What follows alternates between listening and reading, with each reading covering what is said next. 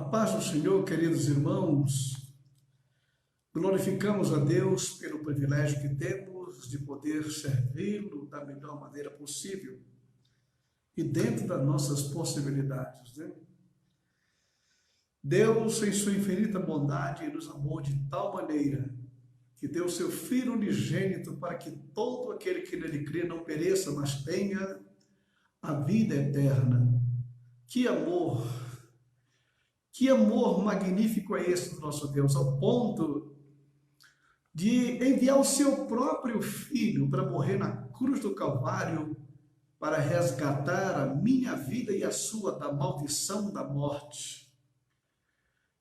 Isso significa dizer que por trás de tudo isso, Deus tem um plano extraordinário comigo e com você. Ele não te salvou por acaso e te deixou de qualquer maneira, não. O projeto dele comigo e com você vai muito mais além do nosso entendimento. Então nós vamos caminhando aqui, servindo a ele da melhor maneira possível. Nós não temos como retribuir a Deus todo o seu benefício para conosco. Nós não temos com que e como pagar esse tão grande amor e esse sacrifício tão extraordinário.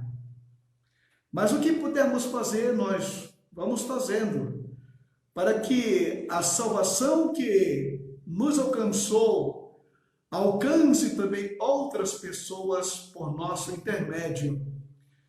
Então, nós temos que fazer o máximo possível para resgatar aqueles que estão indo para a matança, estão indo para o abismo infernal.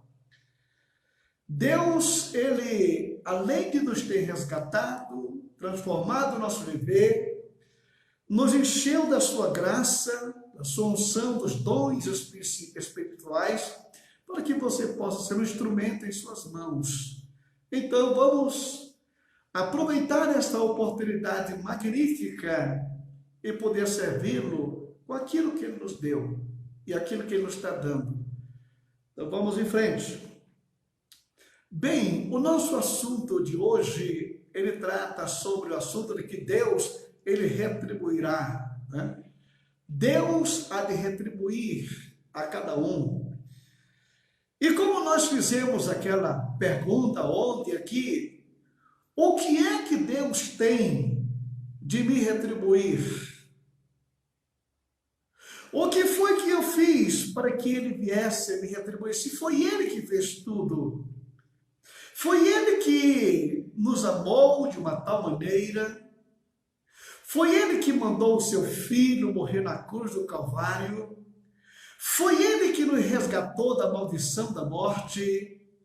Enfim, se você for observar, nós simplesmente somos aparentemente passivos nesse plano extraordinário que Deus, ele faz tudo pelos seus filhos, por causa do seu grande amor que ele tem comigo e com você. Mas antes eu gostaria de refletir com você alguns assuntos referentes à questão do povo de Deus na terra, da igreja na face da terra. E quando nós começamos a olhar os anais da história, observar os acontecimentos do mundo, nós vamos verificar que Satanás, ele tem um ódio tão grande pelo povo de Deus, começando pelos judeus, não apenas na antiga aliança, tentou destruir este povo de todas as formas, de todas as maneiras, ele tentou liquidar aquela nação. E depois que a igreja surge no cenário do mundo, a perseguição contra a igreja tem sido atroz em todos os sentidos. Quantos e quantos homens se levantaram nos anais da história como verdadeiros carrascos da igreja, lançando crentes, cristãos da arena para ser estraçalhado pelas feras, lançando na fogueira para ser queimado, enfim. A perseguição travada por Satanás contra a igreja do Senhor na face da terra Tem sido realmente algo sem qualquer precedente. Quantos e quantos crentes que foram martirizados, que foram massacrados, que foram destruídos, justamente por defender a sua fé e a confiança que eles tinham nesse Deus, e não retrocederam, mas foram em frente, seguiram avante, cumpriram o seu objetivo. Mas a pergunta que nos vem esse momento é por que Satanás ele tem tanto ódio à igreja na face da terra? Por quê?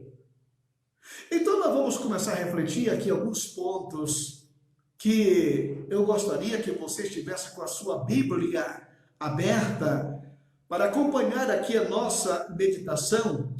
E em Mateus, no capítulo de número 16, e o versículo de número 27, nos declara o seguinte: porque o Filho do Homem virá na glória do seu Pai, com os seus anjos, e então retribuirá a cada um segundo as suas obras.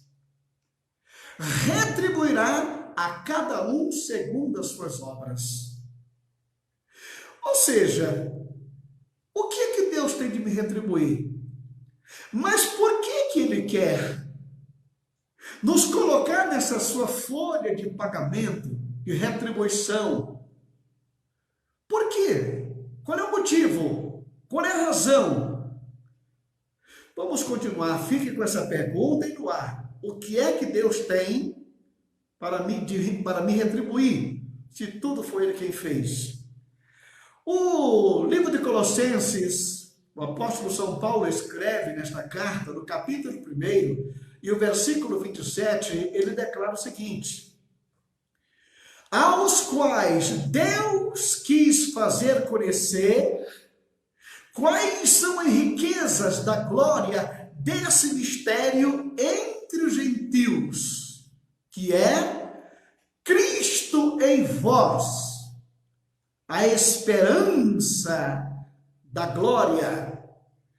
Cristo em vós, Cristo em você, Cristo em mim, Cristo na igreja, Cristo em vós, a esperança da glória.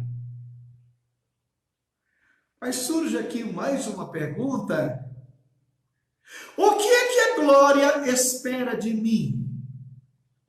O que é que a glória espera de você? O que é que a glória espera de nós? Hein? O que é? Quando a Bíblia Sagrada nos mostra certos pontos, é porque tem um sentido muito profundo. E nós vamos aqui procurar desenvolver este tema para que você possa entender, primeiramente, porque o que é que Deus tem que nos retribuir. Segundo, o que é que a glória espera de mim, de você.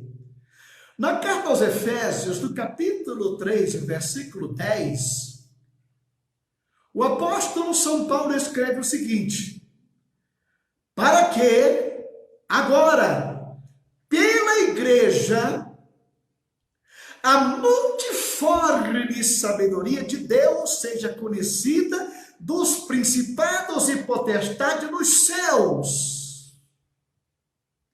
Vou repetir esse versículo para você compreender a coisa. Para que agora, pela igreja, a multiforme sabedoria de Deus. Olhe bem. Deus não tem uma forma de sabedoria, mas aqui fala a multiforme sabedoria de Deus seja conhecida dos principados, das potestades no céu. Interessante, não? Como o apóstolo São Paulo nos mostra aqui um ponto que eu acho realmente que merece um destaque. Através da igreja, é que a multiforme sabedoria de Deus é que se torna conhecida dos principados, poderes e potestades. eu quero informar para você que a igreja nada mais é de que aquele mistério que estava escondido em Deus. Ou seja, a igreja é a arma secreta que estava escondida em Deus. Satanás não sabia. Ele não conhecia o plano da igreja na face da terra. Ele não sabia qual era o objetivo pelo qual o Senhor levantou a igreja no cenário do mundo. Por quê? Era um mistério oculto em Deus. Se era oculto em Deus, então Satanás não sabia o que era a igreja. E a igreja nada mais, nada menos é do que a arma secreta que Deus tem justamente para fazer conhecida dos principados, poderes e potestades no céu quem é Deus. E quem é este emissário extraordinário? Nada mais, nada menos é do que a igreja. Eu e você que compomos a igreja na face da terra, é através da minha vida e da sua, dessa maneira tão simples de viver e de ser, que Satanás vai chegar a conhecer a multiforme sabedoria de Deus. Vamos caminhando aqui mais um pouco, e eu gostaria que você abrisse no livro de Jó, no capítulo 38, Alguns anos atrás, eu estava em uma conferência para famílias lá em São Bernardo do Campo, e eu estava pregando ali naquela igreja para a família, e de repente alguém me faz uma pergunta aqui do meu lado. Onde estavas tu quando as estrelas da alva alegremente cantavam e rejubilavam todos os filhos de Deus? Versículo 7. Onde é que tu estavas, Jó, quando as estrelas da alva cantavam? Jó, aonde é que você estava quando o coro celestial cantava? Quando aquele grande coro angelical, ele cantava? Porque diz a Bíblia que Deus habita no meio dos louvores. E Deus faz uma pergunta para Jó que remontava a um passado tão remoto que não existia nem planeta Terra ainda, não existia nenhuma constelação no universo. Ele remonta-se a um passado tão distante, onde era Deus e os seus anjos na glória. Mas diz aqui o verbo, que eu quero que você preste atenção. Onde estavas tu, Jó, quando as estrelas da alva alegremente cantavam e rejubilavam? Todos os filhos de Deus cantavam. O verbo aqui está no passado. Cantavam, então não cantam mais. Significa que aqueles celestiais não estão cantando? Sim, irmão querido. É justamente isto que eu quero dizer para você. Sabe por quê? Porque conforme você viu ontem, quando nós falamos daquele querubim ungido da guarda, aquele que era o lugar-tenente de Deus da eternidade, era ele que comandava esses seres angelicais no louvor e na glória a Deus. Era Lúcifer, o querubim ungido, ele que regia aquele grande coral angelical. Mas ele se desviou, o regente se desviou, e ao se desviar, ele trouxe consigo a terça parte dos seres angelicais com ele. Conclusão: o coral ficou desfalcado. O coral celestial parou de cantar. É por isso que Deus pergunta para Jó: onde que tu estavas quando a estrela da alva alegremente cantavam? Cantavam, não cantam mais. Justamente porque 1/3 daqueles seres acompanharam Lúcifer. Você está entendendo? Então a queda de Satanás, ela trouxe um desastre tremendo. E esse desastre começou, sabe aonde? No céu. Na glória. Lá. Não foi aqui na terra, não. Aqui na terra chegou por tabela.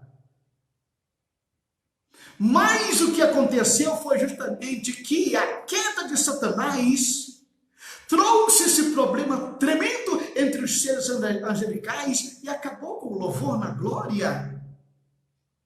Você está me entendendo? O desastre que aconteceu no céu e dessa parte que acompanha Lúcifer são justamente os seus assessores no comando do desastre que acontece aqui na terra. Eu vou ler mais um versículo aqui para você no Lucas capítulo 15, o versículo 7. Verifique o que nos diz aqui a palavra de Deus.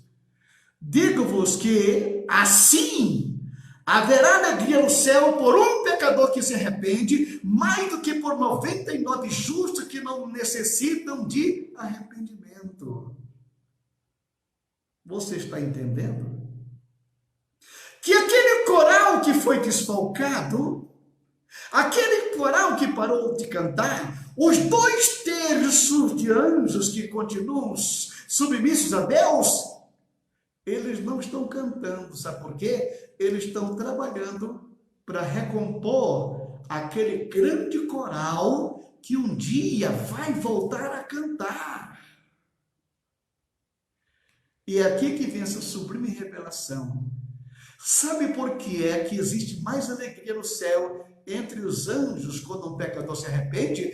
Porque cada pecador que se arrepende aqui na terra é um candidato a recompor aquele grande coral que um dia vai voltar a cantar. Ali eu e você estaremos junto com os anjos glorificando ao nome de Deus que habita no meio dos louvores. Você está entendendo?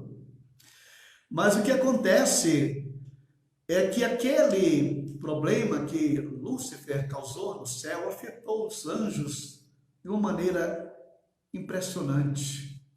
O profeta Isaías nos dá um detalhe aqui sobre aqueles serafins, no capítulo 6 do seu livro, Isaías capítulo 6. O versículo 2 declara o seguinte: serafins estavam por cima dele, cada um tinha 6 asas, com 2 cobriam o seu rosto, com 2 cobriam os seus pés, e com 2 eles voavam, e clamavam um ao outro, dizendo: Santo, Santo, Santo é o Senhor Deus Todo-Poderoso, Santo é o Senhor Deus dos exércitos, toda a terra está cheia, da sua glória. Preste atenção a isso. Esses querubins têm quantas asas? 6. São 3 pares de asa. Com 2, eles mobilizam para cobrir o rosto na presença de Deus. Outras 2, eles mobilizam para guardar os pés na presença de Deus. E eles voam apenas com 2 asas. Você acha que Deus fez esses querubins com 6 asas para voar apenas com 2? Não.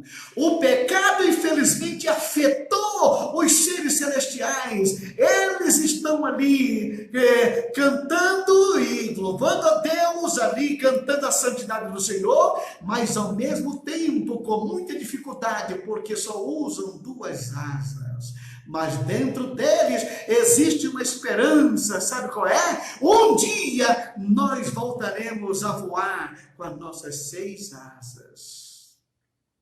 É uma esperança. Um dia eles vão voltar a voar com as suas 6 asas. Cristo em vós, a esperança da glória. No livro de Jó, no capítulo 4, versículo 18, você vai observar que o defeito desses serafins acompanha os anjos, né?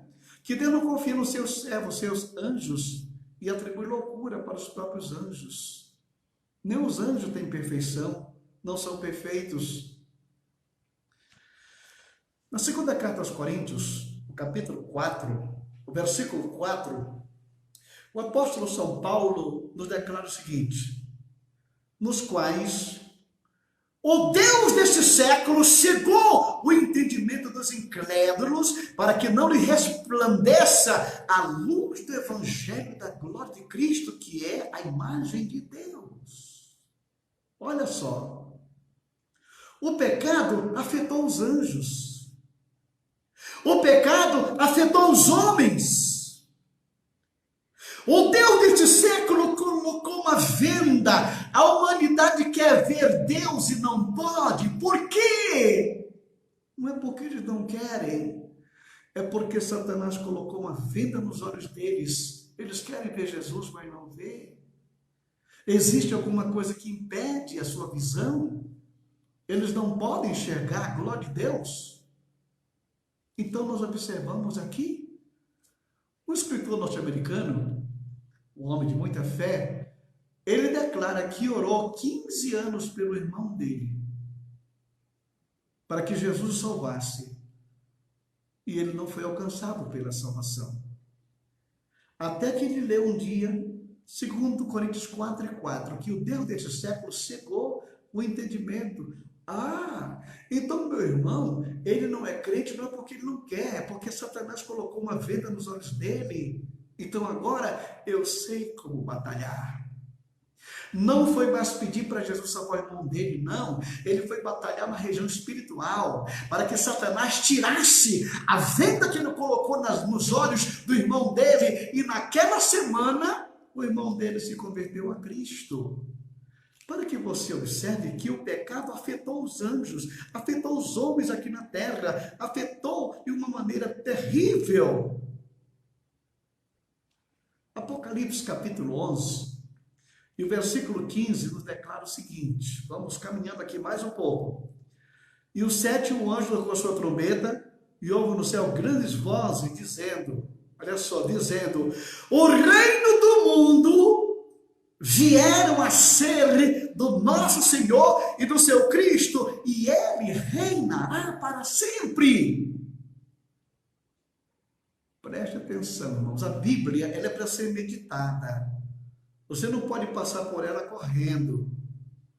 Você tem que parar e pensar nas palavras que estão ditas aqui. Olha só, o sétimo anjo tocou a trombeta e houve grandes vozes do céu dizendo, o reino do mundo vieram a ser. Em outra versão declara que o reino do mundo se tornou do nosso Senhor e do seu Cristo. Olha, se tornou dele, é porque não está na mão dele. É porque não está na mão dele, ou seja, Satanás usurpou das mãos do seu legítimo dono. Então quem está na posse disto aqui hoje é Satanás. Ele que é o Deus deste século, ele que é o príncipe deste mundo, mas vai chegar o dia que já está perto, já se aproxima, este dia em que esse poceiro vai ser tirado daqui.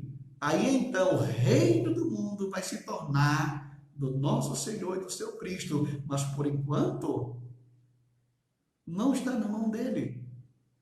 Então você vê que o pecado, ele causou um problema tão terrível no céu, entre os homens, na terra e mais ainda, na natureza. Na carta aos Romanos, no capítulo 8, versículo 22, o apóstolo São Paulo escreve aqui o seguinte, porque sabemos que toda a criação geme, e está juntamente com dores de parto até agora. E não só ela, mas nós mesmos que temos as primícias do Espírito, também gememos em nós mesmos, esperando a adoção, a saber, a redenção dos nossos corpos. Os anjos, atingidos pelo pecado, a raça humana, atingida pelo pecado, a natureza geme atingida pelo pecado. O pecado causou um desastre no mundo, ou seja, tudo aquilo que Deus criou, nada permanece como Ele criou. Por quê? O pecado deturpou toda a criação divina. Você está me acompanhando aqui? Aquela pergunta que eu fiz lá no princípio? Cristo em vós, a esperança da glória, estamos chegando ali. Estamos chegando lá.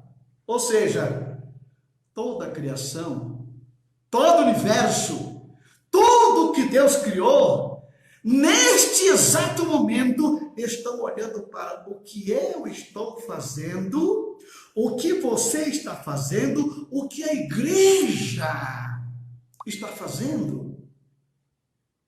Você está me entendendo?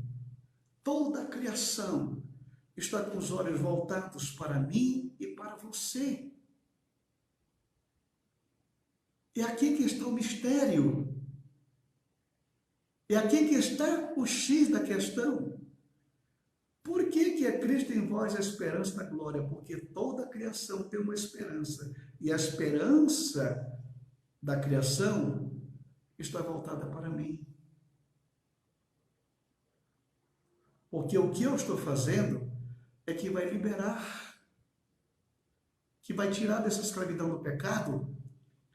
Mas eu quero que você acompanhe aqui mais um trecho da Bíblia Sagrada, a carta aos Hebreus, no capítulo 12, e o versículo 1, que declara o seguinte: portanto, nós, pois, que estamos rodeados de uma tão grande nuvem de testemunhas. Olha só, rodeado de uma tão grande nuvem de testemunhas, nós, eu e você. É como se você fosse o maior atleta do mundo, que pegou a bola e está dirigindo-se naquele momento para fazer o gol, e toda a plateia está voltada para você nesta hora. Você está entendendo?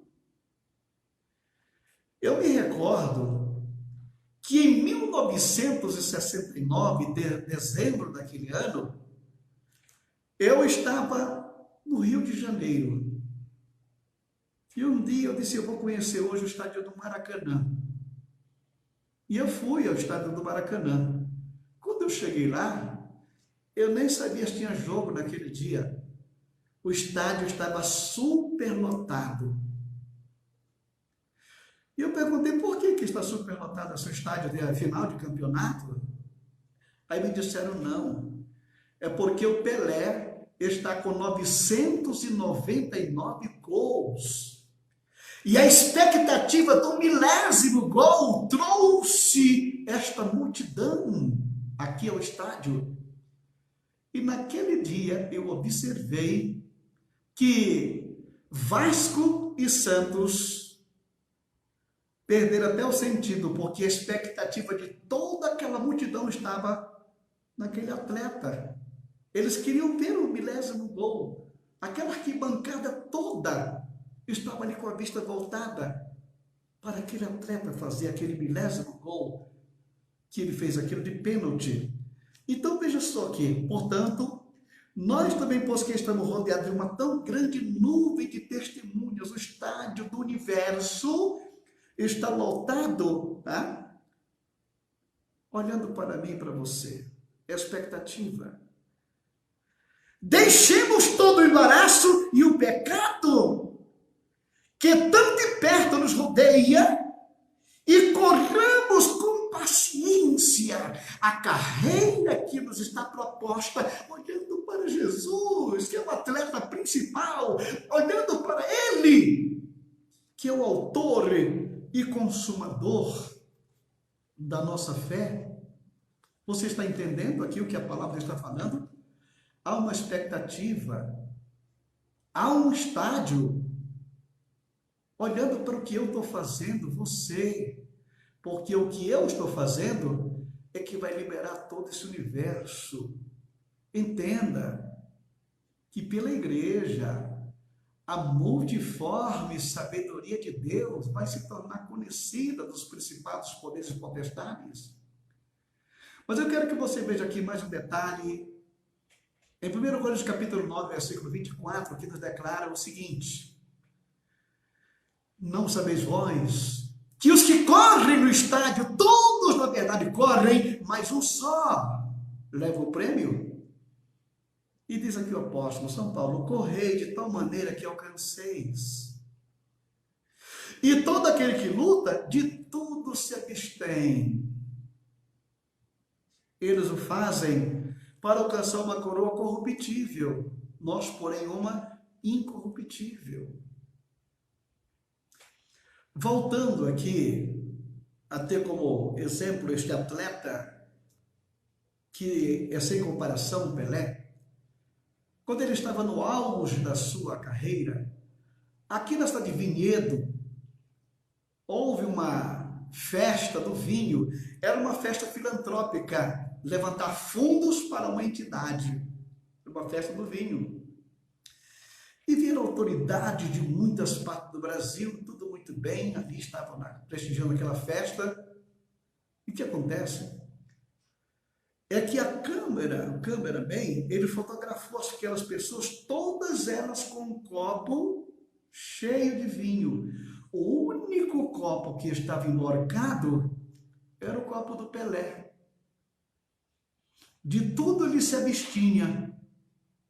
Para quê? Para alcançar uma coroa corruptível.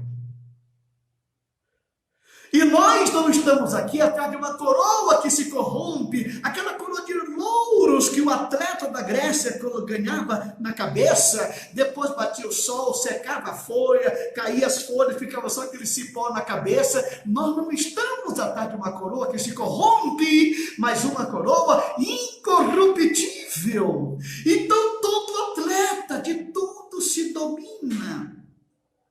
Você está entendendo o plano de Deus para a minha vida e para a sua?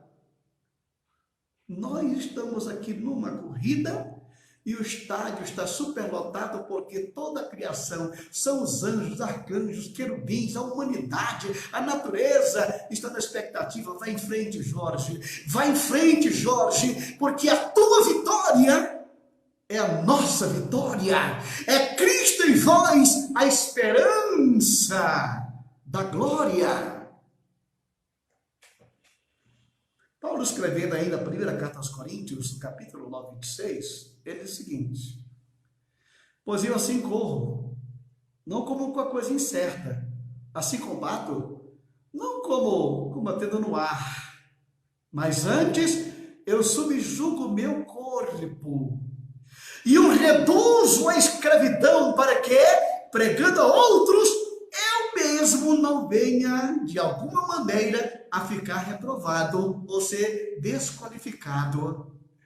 Eu tenho que correr, eu tenho que pregar, eu tenho que anunciar, mas eu tenho que tomar conta de mim também, porque eu não posso pregar aos outros e eu mesmo depois ser desqualificado. Eu tenho que vigiar os meus passos, a minha vida. Você está compreendendo o plano de Deus extraordinário? Aí você observa o seguinte, que toda a criação está em nosso redor, os seres angelicais principalmente. Eu quero que você entenda que os anjos têm um carinho tão grande pelos pregadores, pelos crentes, porque eles sabem que a vitória do crente é a vitória dele. O Salmo 4, versículo 7, o salmista declara o seguinte, veja só, o Salmo 34, versículo 7. Olha bem, o anjo do Senhor acampa ao seu redor do que os teme e o livra. Meu filho, você está cercado de anjos, porque o anjo não quer que você seja atropelado por nada nesta vida. O anjo não quer que a sua carreira seja interrompida. Ele não quer que os embaraços venham se colocar no seu caminho. Ele não quer que setas que voam por aí atinjam você. O anjo do Senhor acampa-se. Por que anjo tem tanto cuidado? Às vezes eu fico pensando naquele homenzinho lá do passado chamado Jacó. aquela figurinha que você conhece, que quer dizer suplantador, que queria estar por cima. Jacó, uma certa ocasião, ele passou num certo lugar, aí foi dito para ele aqui, é Manaim. Manaim, sabe o que quer dizer? Aqui é o acampamento dos anjos. Os anjos estão acampados aqui, Jacó, por sua causa. Mais adiante ele deitou-se, pegou uma pedra, reclinou-se ali e teve uma visão, teve um sonho de uma escada que era posta da terra no céu e anjos que subiam e desciam. E você pergunta, mas por que Deus tinha tanto cuidado com aquele homenzinho? Por que Deus guardava com tanta proteção aquele homenzinho ali? Por quê? Sabe por quê? Porque dentro dele estava a semente das 12 tribos de Israel. Se acontecesse alguma coisa com Jacó, Israel não existiria, a nação não existiria, porque os 12 partiram dele. Assim como Deus tinha um plano na vida de Jacó, ele tem um plano na nossa vida. Então, o anjo do Senhor acampa-se ao redor daqueles que o temem e o livra. No Salmo 91, versículo 11, declara ainda, porque aos seus anjos, ele dará ordem a teu respeito, para te guardarem em todo o teu caminho. O cuidado de Deus por você é grande, o cuidado dos anjos é imenso, porque toda a criação geme, aguardando a nossa redenção, porque a nossa redenção será a redenção deles também. Tem muitas pessoas que não entendem o plano de Deus com a igreja. Pensam que a igreja é uma coisa insignificante. Não. É a maior obra-prima de Deus nesse universo. É a arma secreta que Deus tem para destruir Satanás. Lucas, no capítulo 22, versículo 43, diz aqui, apareceu-lhe um anjo do céu que o fortalecia. É isto que ele faz. 1 Coríntios capítulo 15, e versículo 58. Portanto, meus amados irmãos, sede firmes e constantes, sempre abundante em nome do Senhor, sabendo que o vosso trabalho não é vão no Senhor. Ou seja, o que você está fazendo é aqui que Deus vai te recompensar.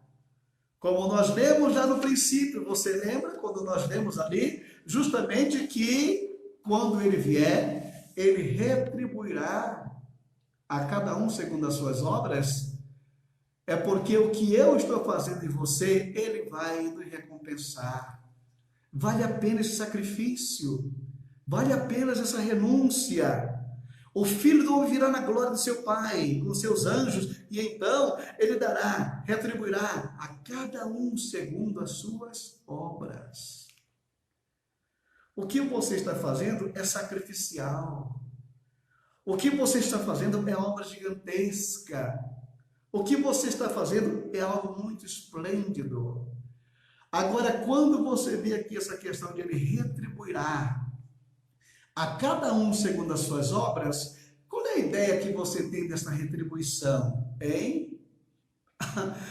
Deus vai me retribuir com um bom emprego, com um bom salário, com uma bela casa, porque é o que eu estou fazendo para Ele, isto aqui. Irmão querido, emprego, casa, posses, isto tudo fica.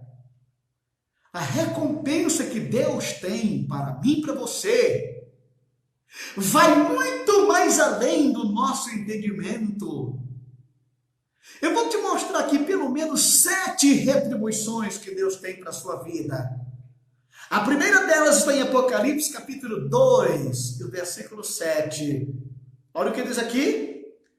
Quem tem ouvidos ouça o que o Espírito diz às igrejas. Ao que vencer, Dar-lhe-ei a comer da árvore da vida que está no meio do paraíso de Deus. Veja só qual é a primeira retribuição: vida eterna, vida sem fim, vida com Deus. Ele vai te retribuir com a vida eterna. Segundo prêmio, não sai do capítulo 2 de Apocalipse, versículo 11. Quem tem ouvidos, ouça. Não é quem tem orelha, não. É quem tem ouvido, quem tem audição espiritual, ouça o que o Espírito diz às igrejas. Ao que vencer, não receberá o dano da segunda morte. Não receberá o dano da segunda morte. Você sabe o que é a segunda morte, sabe? Segunda morte é a separação do homem e Deus para sempre. Isso significa dizer que esse segundo prêmio lhe dará direito a viver com Deus por toda a eternidade. Será que tem prêmio maior do que este? Hein? Terceiro prêmio, no versículo 17. Quem tem ouvidos, ouça o que o Espírito diz às igrejas. Ao vencedor, não é ao derrotado, não. Ao vencedor, darei a comer do maná escondido, darei uma pedra branca, e na pedra um novo nome escrito, o qual ninguém conhece, senão aquele que o recebe. Aqui você se chama Manuel, Joaquim, Pedro, Antônio. No cartório celestial, você tem um novo nome escrito na vida, no livro da vida. No cartório celestial você vai ter um novo nome. E quem vai te dar este nome nada mais é do que o próprio Senhor da glória. Um novo nome escrito na glória. Está entendendo? Tem gente que tem uma raiva tremenda do seu nome. Mas não se preocupe. Daqui a pouco você vai ter um novo nome escrito na glória. Quarto prêmio está no versículo 26. Capítulo 2, 26 de Apocalipse. E ao que vencer e guardar até o fim as minhas obras, eu lhe darei poder sobre as nações. Tem pessoas que não mandam nem na sua casa. Mas aqui está uma retribuição divina para o vencedor, de poder sobre as nações da terra. Você está entendendo isso? No meu perfil, alguns anos atrás, do YouTube, eu coloquei lá: não vote em mim, eu já sou eleito. E o meu mandato não é de 4 anos. O meu mandato aqui é ao lado do Senhor para sempre.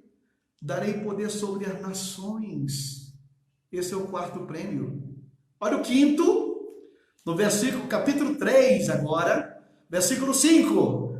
O que vencer será vestido de vestimentas brancas, e de maneira nenhuma arriscarei o seu nome no livro da vida, e confessarei o seu nome diante de meu Pai e diante dos seus anjos. Oh, coisa magnífica! Irmãos queridos, alguns tempos atrás, um irmão nosso foi apresentado para uma autoridade e dizer-lhe: pastor Jorge, eu fiquei tão lisonjeado quando me apresentaram naquele dia para o governador do estado, que o senhor não sabe como eu me senti naquela hora. Olha só, se sentir lisonjeado e ser apresentado para uma autoridade desse mundo. Agora você já imaginou quando chegar na glória eterna, Jesus te pegar pela mão e te apresentar para o Pai Celestial? Olha o que diz aqui: confessarei o seu nome diante do meu Pai e diante dos seus anjos. Este aqui, Pai, é mais um dos nossos vencedores. Que prêmio! Não é casa, não é riqueza, isso tudo passa. Vamos agora para o sexto prêmio, que está no capítulo 3, versículo 12. Ao que vencer, eu farei coluna no templo do meu Deus, e dele nunca sairá. Escreverei sobre ele o nome de Deus, e o nome da cidade do meu Deus, a Nova Jerusalém, que desce do céu, do meu Deus, e também o meu novo nome. Farei coluna, não uma coluna de mármore, não uma coluna de pedra, não. Você se lembra de uma das palavras que eu disse para Pedro, que ele era uma das colunas da igreja, um dos sustentáculos da igreja, um dos homens de linha de frente da igreja? Pois é isso que você vai ser, uma coluna. 7º prêmio, 3:21. Ao que vencer, lhe concederei que se assente comigo no meu trono, assim como eu venci e me assentei com meu Pai no seu trono. Entenda isso. Entenda isso. Você sabe perfeitamente que 2 corpos não ocupam o mesmo lugar. Não. Se você está sentado numa cadeira, o seu filho vem e se senta no seu colo, então você tem o seu filho no seu colo. Agora veja só o que diz aqui a Bíblia Sagrada. Ao que vencer, eu darei que se assente no meu trono. O trono que eu me assentei quando eu venci. Tá? Ele diz aqui, assim como eu venci e me assentei com o meu Pai no seu trono. Olha bem, Deus está sentado no trono, Jesus veio e sentou-se no mesmo trono com ele, a igreja chega e se senta também no mesmo trono. Significa dizer que nesse momento Cristo será tudo em todos. Nós seremos sugados nesta hora pela grandeza de Deus e seremos um com Ele, como Ele pede lá no capítulo 14, 17 de Apocalipse. Pai, eu quero que Ele seja um, assim como eu e tu, ó Pai, somos um. Que prêmio! Que prêmio! E por último, lá no capítulo 21 de Apocalipse, versículo 7. Quem vencer herdará todas essas coisas, e eu serei o seu Deus, e ele me será meu filho. Irmãos, quantos filhos de Deus aqui na terra são bastardos? Quantos filhos de Deus que aqui nesse mundo não conheceram seu pai? Quantas pessoas que foram desprezadas? Não se preocupe com isso. Não tem coisa melhor do que você chegar na glória e saber que você será considerado por Ele como filho dele. Isso é prêmio extraordinário, irmão querido. Então, irmão amado, voltando aqui ao nosso princípio, que eu creio que você entendeu perfeitamente, quando nós lemos lá que Ele retribuirá a cada um segundo as suas obras, é porque o que você está fazendo vai eliminar Satanás, porque muito em breve ele será colocado debaixo dos vossos pés. É ali que está o fim de tudo isto. Porque quando a igreja, ela fincar os seus pés em cima da cabeça de Satanás, então o universo inteiro vai ser liberado do cativeiro do pecado.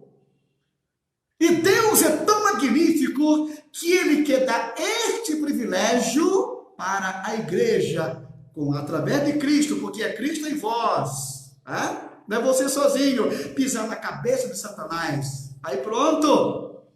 Na hora que ele for pisado pela igreja, o universo inteiro será liberado do cativeiro do pecado para a glória de Deus de maneira extraordinária. Então você pode entender porque é que é Cristo em vós a esperança da glória. O que a glória espera de mim e espera de você é coisa magnífica.